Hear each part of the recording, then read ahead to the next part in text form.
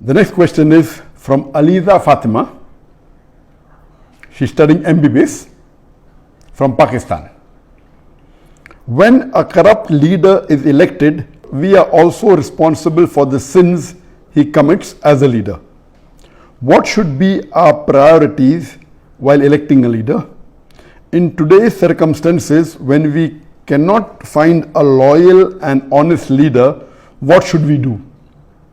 Should we give our vote or waste our right to elect? A similar question is posed by Majid Khan from Hyderabad, India.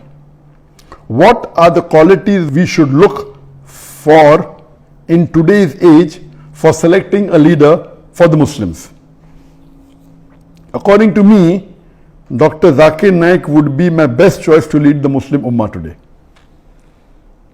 Basically, the question posed here is that in today's world, most of the Muslim leaders are dishonest, they are corrupt. So who should we choose? Or should we let our vote go in waste? And the second question is that what are the qualities that a Muslim leader should have? And the brother suggested that I should be the leader, which will come to it later on, which I'll answer inshallah. As far as what should the qualities of a Muslim leader be, is the best exemplary Muslim leader in the world is our beloved Prophet Muhammad. That's the reason Michael H. Hart, he places him number one in the list of 100 most influential human beings in the history of humankind. Imagine he being a non-Muslim places Muhammad as number one, and he says that Prophet Muhammad, peace be upon him, was not only successful as a religious leader, he was even successful as a social and a political leader. Because of that, he placed him number one. That he was not only a successful religious leader, he was also a successful social and a political leader. So the best example of a political leader in the world today we have is Prophet Muhammad, peace be upon him. After that, we have the example of the Khulafa Rashidin, Hazrat Abu Bakr, Hazrat Umar, Hazrat Usman, Hazrat Ali. They are best examples for us after the Prophet. And that's the reason Michael H. Hart, he places Umar al-Khattab radiallahu anhu, may Allah be pleased with him, as number 51, because he was a very successful leader. So if today, unfortunately, I don't know of any Muslim leader who is anywhere close to the quality of leadership of Prophet Muhammad, not even 0.001%. Leave aside that, not even close to Hazrat Umar radiallahu anhu. Umar bin Khattab, mashallah, he was so successful that he expanded the Muslim empire, mashallah. And if you read his seerah, you will find the example how a Muslim leader should be.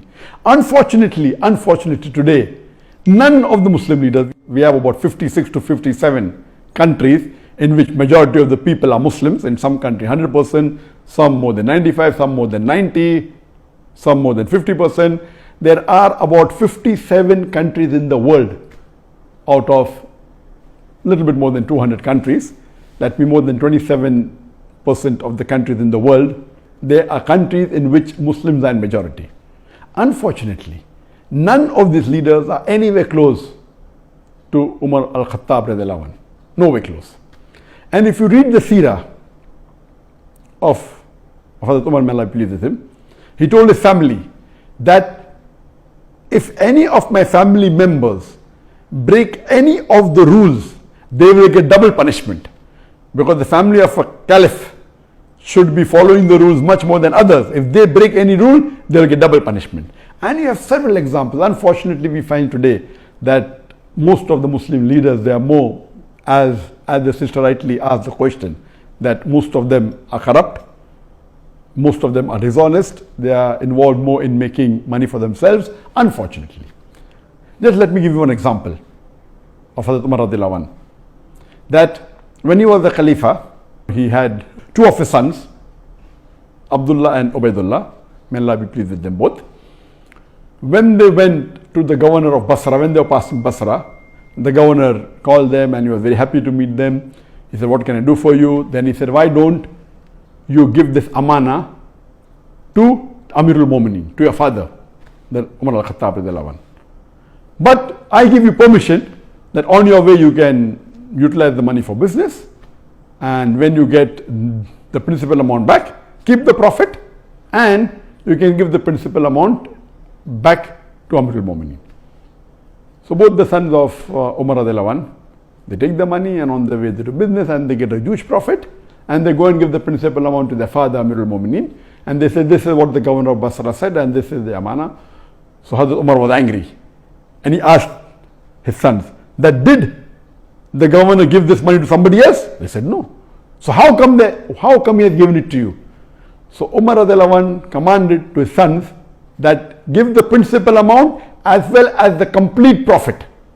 Give everything to Baitul Mal.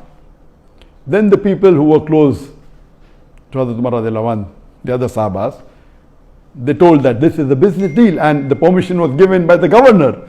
So what is their fault? And if it's a business deal, we are allowed to do that. So finally, after a lot of discussion, when they said that, he should change his ruling, then Hazrat Umar radiallahu anhu said, okay, fine, give 50% of the profit to the Baitul Mal.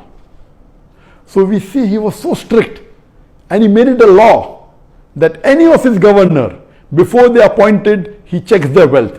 And once they relieve the post, he checks their wealth again. And he allows only a small percentage of increase. Anything more than that, he said, give it to Baitul Mal. Not that he accused them of corruption.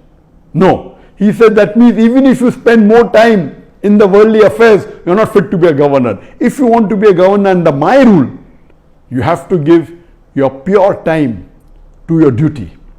Even if you make money, honestly, that is not your purpose. Unfortunately, we see today in the Muslim Ummah, most of the Muslim leaders, they are far away from the deen. If you just take the basic concept of Salah, I believe more than 50% of the Muslim leaders, they may not be offering 5 times Salah in congregation. There may be a handful, just a small percentage who may be offering 5 times Salah, that also in a congregation. So unfortunately, the state of the Muslim Ummah today, we have gone far away from the Quran and Sunnah. That's the reason we have today, that the situation that the Ummah is in today, because we have gone far away from the Quran and the Sunnah, we have gone far away from the teachings of Allah subhanahu wa ta'ala and the teachings of beloved Prophet Muhammad sallallahu alaihi wasallam. And I do agree with the sister that today, unfortunately, the choice that we have is so limited, and unfortunately most of them would not fit the criteria of how a Muslim leader should be as per the Quran and Sunnah. So what should we do in this situation? What we have to do is that we have to select the best of the worst. And if we analyze,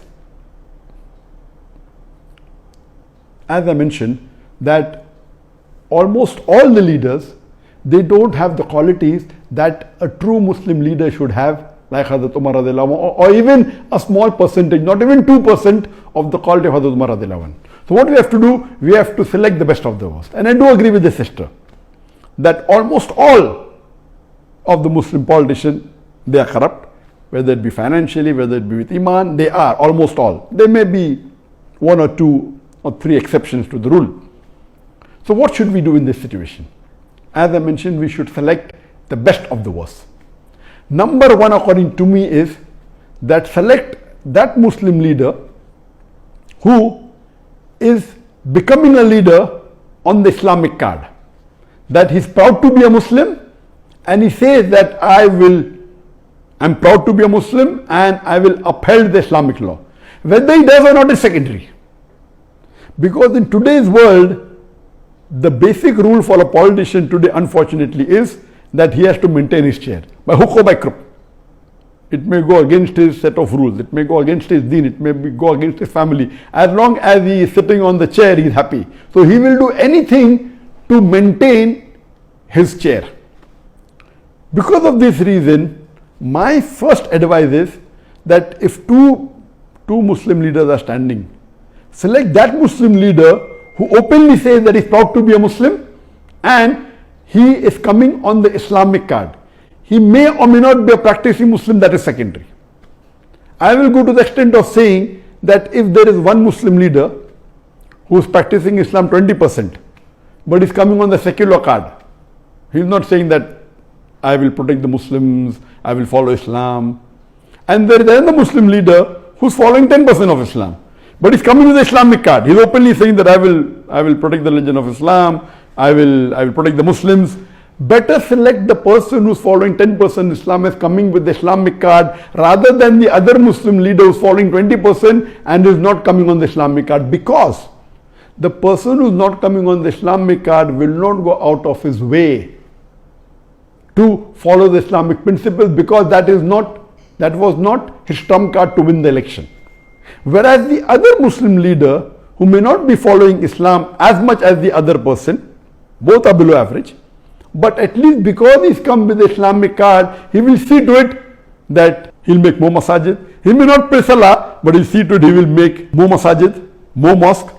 He will protect the law of Islam. He will help the Muslim, because his trump card to win the election was the Islamic card. This is a very key point. Unfortunately, and we know, as the sister rightly said, that majority, almost all are corrupt. So, but if you have a corrupt leader who's coming with the Islamic card, is better than a corrupt leader who's coming without the Islamic card.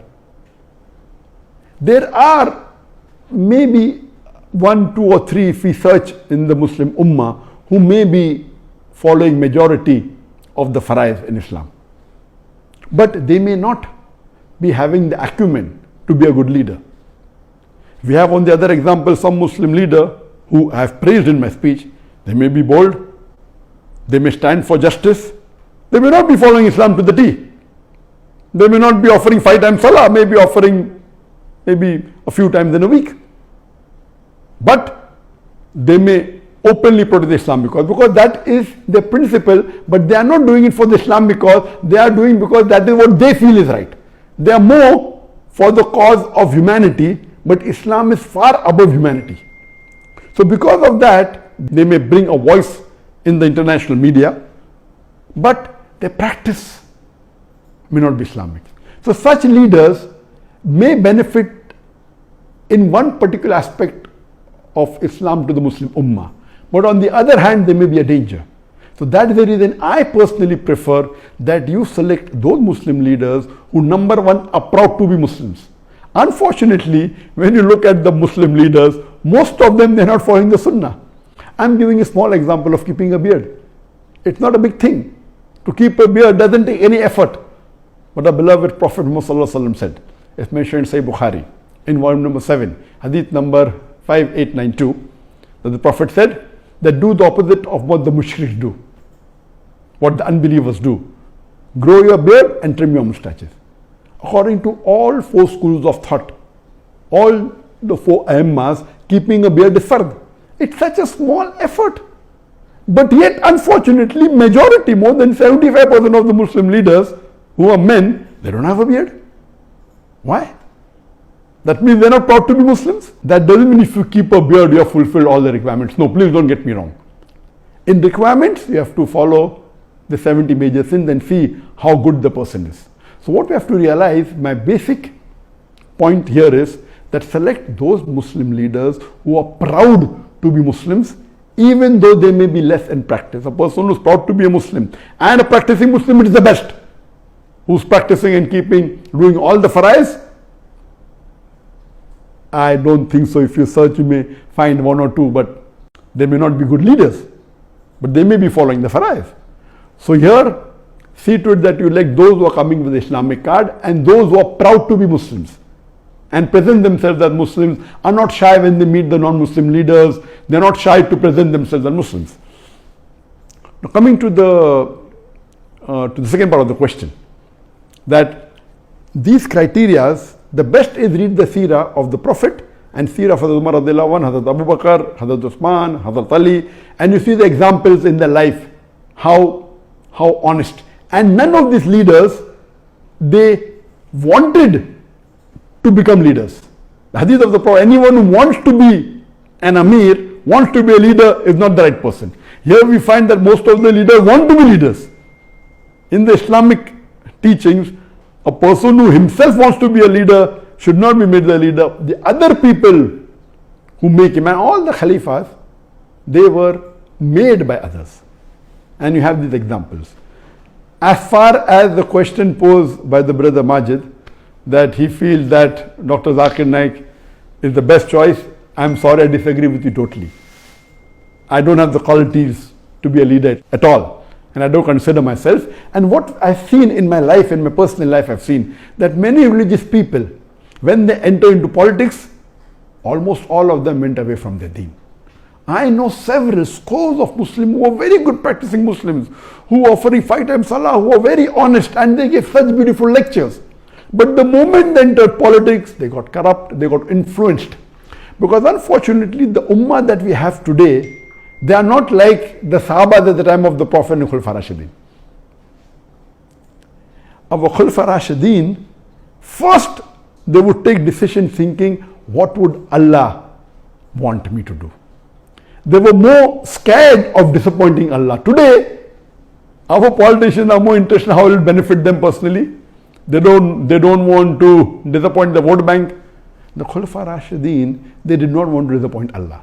They would take a decision which would be completely against them, as long as it pleases Allah. As Allah says in the Quran in Surah Nisa chapter 4 verse number 135, that Ya ayyuhalladhina amanu, oh you believe, stand out for justice as witness to Allah subhanahu wa ta'ala, even if it be against yourself, against your parents, against your kitokin, against the rich or poor. Allah protects all. There were many times the question was asked to me in India that why don't I enter politics, and I said that, I mean, why do you want to become enemy? I mean, I have to jokingly tell them. Because in today's world, if you enter politics, there are high chances that you will spoil your akhirah. Very high chances. Because the way the ummah and the society is made, that if you want to live and remain in that seat, you will have to compromise on your principles. And the best example I can give you is of Dr. Israr Ahmad. Dr. Israr Ahmad, you know that mashallah, he was a very great Dai, and he gave tafsir of the Quran, he was very knowledgeable, he was popular, and he stood for election, and he won the election. After he won the election, a member of parliament he was made, and he was given some post, and after a few months he resigned. He said, asking me, what should be the width of the road? That's not what I'm made for. When I'm giving them Islamic solution, they don't want to listen. He immediately resigned. So a good person who is following the deen, he will either have to give up his deen or give up his position. And whatever Dr. Israr Ahmad did was the best. There may be few people like Dr. Israr Ahmad who may be Islamic and may have got into politics, but I don't know anyone who's a leader. May have come on a lower position, not as the head of state, and may be following the deen. But the way the society is made today, our ummah, you will either have to give up the post that you're in or give up the deen. So first of all, I'm not fit to be in that position. Neither do I want to spoil my akhirah. I'm very happy in being a Dai, and I'm very satisfied with Allah subhanahu wa ta'ala, whatever ni'mah He has given me.